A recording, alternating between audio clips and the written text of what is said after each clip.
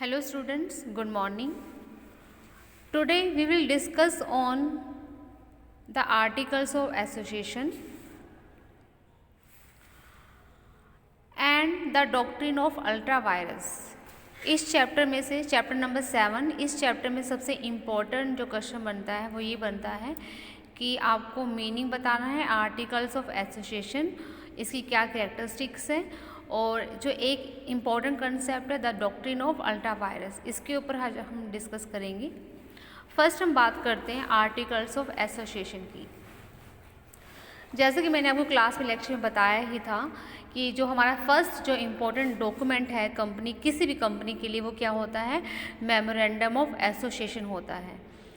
उसके बाद जो सेकंड इम्पॉर्टेंट डॉक्यूमेंट है वो क्या है, आर्टिकल्स ऑफ एसोसिएशन।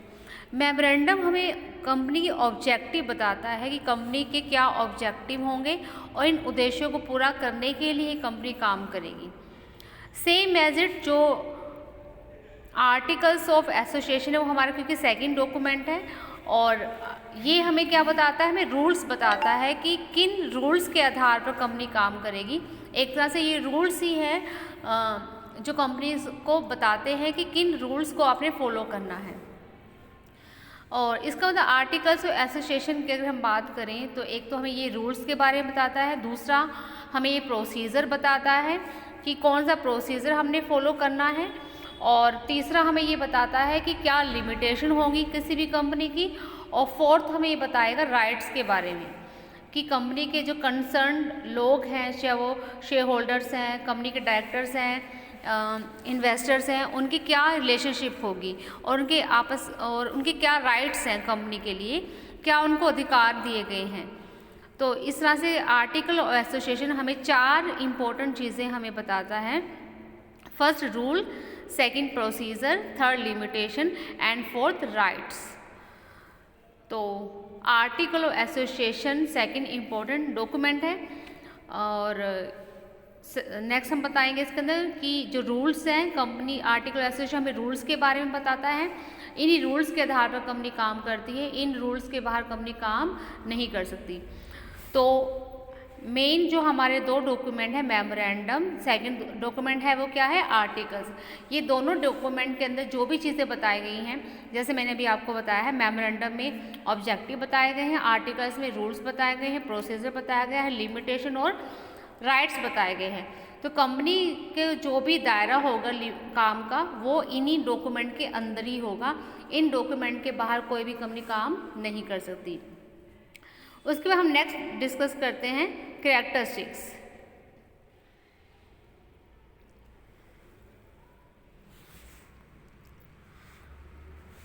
फर्स्ट जो कैरेक्टरिस्टिक बताई गई है, the articles of a company are govern by its memorandum. First document वो मेमोरेंडम है, तो सेकंड डॉक्यूमेंट क्या है, आर्टिकल्स। और आर्टिकल्स किसको फॉलो करता है, मेमोरेंडम को। सेकंड ये बोल रहे कि जो भी डॉक्यूमेंट ये तैयार किए जाते हैं, कहाँ पे तैयार किए जाते हैं, रजिस्ट्रार के पास, कंपनी रजिस्ट्रार के पास ये तैयार किए जाते हैं। थर्ड ये बोल रहे हैं कैरेक्टरिस्टिक्स की कि आर्टिकल्स ऑफ एसोसिएशन हमें क्या बताता है, हमें रूल्स बताता है, इन्हीं रूल्स के आधार पर कंपनी क्या करती है, काम करती है। नेक्स्ट फीचर बताया कि आर्टिकल्स हमें राइट्स के बारे में बताता है कि कंपनी के जो भी कंसर्न मेंबर्स हैं उनके क्या क्या राइट्स हैं, क्या क्या अधिकार हैं कंपनी के लिए। देन नेक्स्ट आर्टिकल्स हमें पावर्स बताता है, लिमिटेशन बताता है, राइट्स बताता है किनकी, कंपनी ऑफिसर्स की, कंपनी के जो भी एम्प्लॉयज़ हैं, ऑफिसर्स हैं, डायरेक्टर्स हैं, उनकी क्या क्या पावर होंगी, क्या क्या लिमिटेशंस हैं, क्या क्या राइट्स हैं, इसके बारे में हमें बताता है। Next, the article help in the conduct and management of the company business. जैसे मैंने आपको बताया है कि एक तरह के जो आर्टिकल्स है रूल्स हैं, और रूल्स हमें क्या करते हैं, रूल्स कंपनी को क्या करते हैं, गवर्न करते हैं। मीन्स किस तरह से हमने कंडक्शन करना है, किस तरह से मैनेजमेंट करनी है, वो सारा किसके आधार पे होगा, आर्टिकल्स के आधार पर। उसके बाद नेक्स्ट है, the articles of a company are amendable since they can be alter to suit the changing requirement of the company business. कहने का मतलब है आर्टिकल्स के अंदर हम चाहे चेंज करना चाहे तो चेंज भी कर सकते हैं। तो ये कुछ कैरेक्टरिस्टिक्स हैं आर्टिकल्स की, जो भी आपको मीनिंग में समझ में आया है वही उसकी क्या बन जाती हैं, कैरेक्टरिस्टिक्स। उसके बाद जो सेकंड पार्ट हम डिस्कस करेंगे वो क्या है, the doctrine of ultra virus. The doctrine of ultra vires जो ये सिद्धांत है, ये जो कंसेप्ट है, इसका मतलब ये है कि कोई भी एक्टिविटी, कोई भी एक्ट जो मेमोरेंडम और आर्टिकल्स इन दोनों के दायरे में नहीं आता, इस दायरे के बाहर का कोई भी काम वो कंपनी के लिए क्या माना जाएगा, वैलिड नहीं होगा, उसे वॉइड माना जाएगा। VOID, वॉइड का मतलब होता है कि कंपनी उसको क्या करती है, कंपनी उसको या कानून उसको मान्यता नहीं देगा, उसको हम क्या बोलेंगे, ultra vires.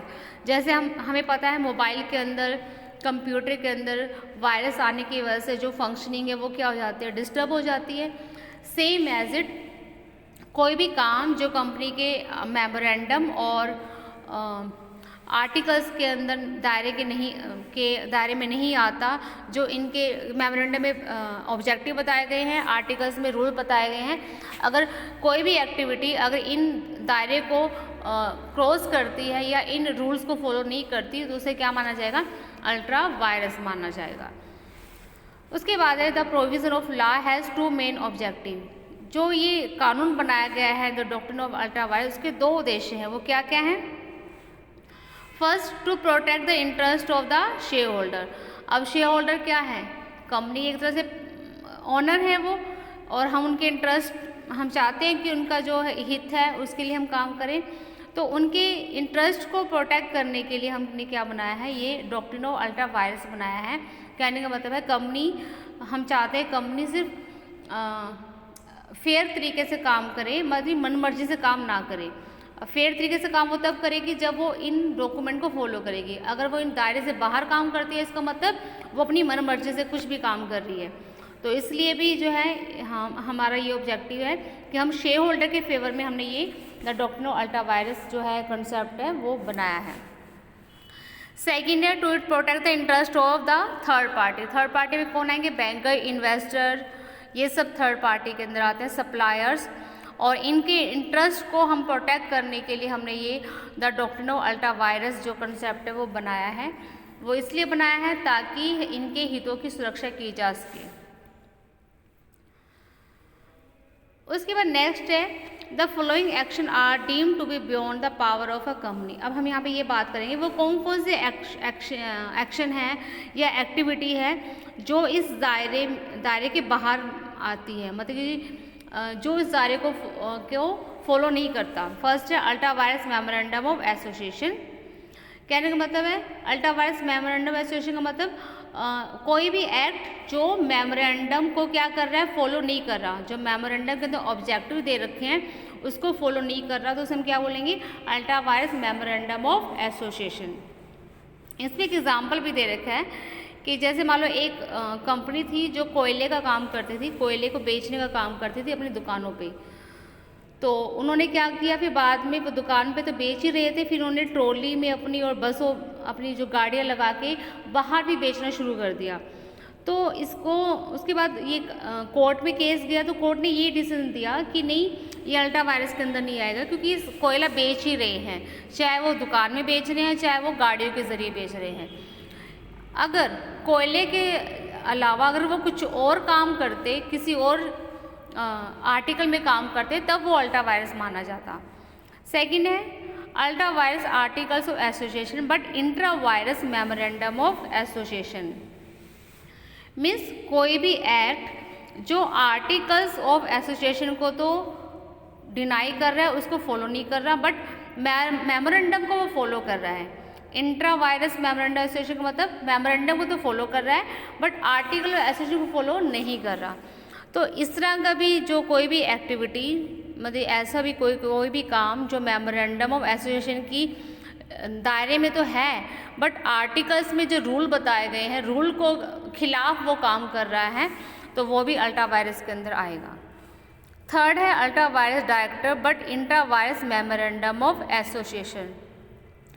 Ultra vires director का मतलब कि अल्ट्रा वायरस का मतलब यही हुआ कि डायरेक्टर क्या कर रहा है, वो दायरे को, लिमिटेशन को क्रॉस कर रहा है, बस मेमोरेंडम में जो ऑब्जेक्टिव दिए गए हैं उसके अनुसार तो काम कर रहा है, बट जो उसको अधिकार दिए गए हैं, जो अथॉरिटी दी गई है, उसका वो नाजायज़ फ़ायदा उठा रहा है या उसको वो क्रॉस कर रहा है। इसमें जैसे एग्जांपल दे रखा है कि उसे अथॉरिटी है कुछ लिमिट तक अपने एम्प्लॉयज़ को बोनस देने की, बट यहाँ पे वो ज़्यादा बोनस दे रहा है उनको, या उसको ज़्यादा वो इंसेंटिव या बेनिफिट दे रहा है, तो वो गलत है। तो यहाँ पे एक रेजोल्यूशन पास किया जाएगा और उस रेजोल्यूशन में अगर मान लो हम डायरेक्टर चाहता है कि उनको ज़्यादा देना चाहिए, तो वो ज़्यादा देने का जो प्रावधान है वो पास किया जाएगा। क्लियर है? तो ये हमारा आज का टॉपिक यहीं पे ख़त्म होता है, जिसमें हमने क्या पढ़ा है, आर्टिकल एसोसिएशन का मीनिंग, कैरेक्टरिस्टिक्स और उसके the doctrine of ultra virus. Thank you so much.